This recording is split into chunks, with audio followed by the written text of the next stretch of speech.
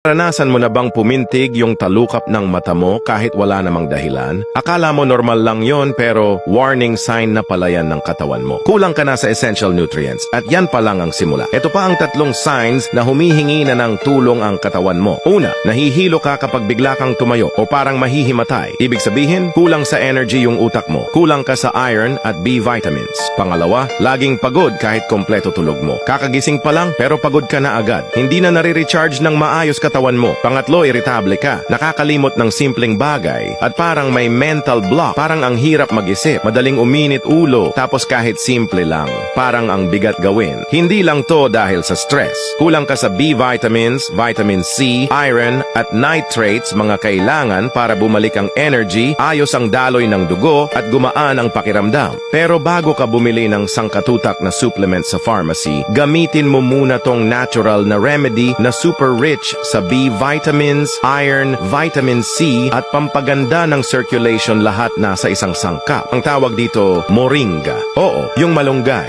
Sa loob lang ng ilang araw, ramdam mo na agad ang malaking pagbabago. Kung gusto mong itry yung exact moringa na ginagamit ng iba, andyan lang sa Yellow Basket.